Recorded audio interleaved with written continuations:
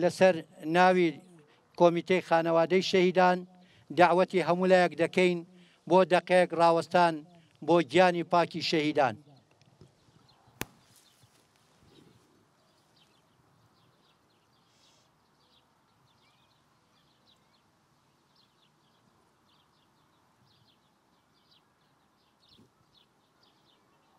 هەواڵان و ڕێبازانی شەهیدان، ئامادەبووان ڕاگەیاندکاران، سەرەتا بە ناوی کۆمیتەی خانەوادەی شەهیدانەوە بە خێراتتان دەکەین.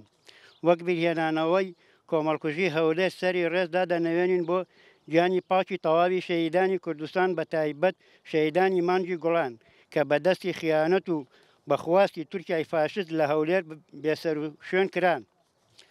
ئەمڕۆ 27 ساڵ تێدەپەڕێ بەسەر کۆمەڵکوژی هەولێر بەرامبەر بە 83 لە تێکۆشەرانی گەلەکەمان کە بۆ پارێزگاری لە جاند و هونەری گەلەکەمان خەباتیان دەکرد. ئەوان لە گەنجانی وڵاتپارێزی کوردستان و یەکێتی نەتەوەی دێموکراتی کوردستان نووسینگەی سەرەکی ڕۆژنامەی وڵات هەموو ئەو ناوەندانە کەسانی مەدەنی و سڤیل کاریان دەکرد و بێشەک بوون و لە نەخۆشخانەی مانگی سوور چەندین نەخۆش و برینداری لێبوو لەلایەن هێزەکانی پارتی دێموکراتی کوردستانەوە لەسەر خواستی تورکیای فاشست بەڕێوە برا بە دوور لە هەموو بەهایەکی مرۆڤایەتی جڤاکی و ئاینی و نەتەوەیی بە شێوازێکی دەڕندانە هێرش کرایە سەر تەواوی ئەو ناوەندانە و کۆمەڵکوش کران و بێسەر و شوێن کران. ئەم کارە درڕندانەیە ڕسوا و شەرمەزار دەکەین و بە خیانەتی دەبینین بەرامبەر بە تێکۆشەرانی ئازادی گەلەکەمان کراوە. ئامادەبوونە هێژا ئەمیر و دیسا ئیخانەتی دەستی دوژمنی گەلی کورد و هەفکارێ وانە شەرمەزار دکن ڕەزل و ڕسوا دکن. ئەم دەبێژن هەر هەمبەر زۆر دەستی زولم و ئیخانەتکارە چجار سەری خۆ ناتەوینن. بژێ سەرۆکاپۆ بژێ بەرخەدانە گەلی کورد شەهید نامرن.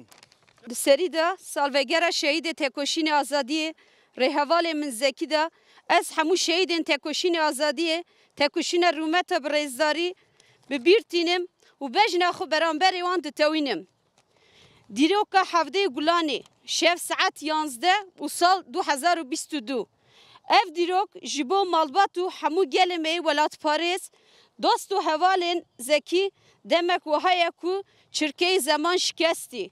û dil hemû bû bi dengiyê kurtê qîrîna rih her cûcreyekî laşê me de jiyan tevîzî û şiyar kir. Pirsa serî hezaran Kurd da yek pirs ku da der. Gelo çima ev cîhan ji bo êşo gelê Kurd ker û lal bûye. Dibe serdama kuştina Kurdan. Qatilkirina Zekî, Şükrü, Hüseyin û Zîlanan ji ber sekna wan û bandor çalek û pêştibirina civakek azad bû. Dema kolan û caddeyê bajarê Süleymaniyê de bejna wî ye bilind Zekî nav gola xwîna xwe de ma dîrok wekî volkanek nav dilê her serfirazê de li hewar kir dijî neyaran. Wek malbat dest û hevalê şehîd Zekî em ji rastiya jiyana Zekî û vê dizanin ki Zekî mirovek xwedî şexsiyet li ser koka hebûna jiyana civaka xwe bû. Ji bo şeref û rûmeta xwe mîna aveka zelal herikî nava dilê her însanekî. Zekî mirovek bir û bawariyekê xurt hertim pê hek heq û rastiyê bû. Heqîqeta Zekî mîna dervîşan êşê her Kurdan bi dest êşê her jinekî nav pençeyê zilamê desthilatdar da bi perçiqî êşê her milletekî rojhilata navîn her roj tê qatilkirin Zekî ev kesayeta xwe dilnizm kurahiye dil xwedahîst dikir û diket nava tekoşînê adalet, rastî û heq û wekhevî.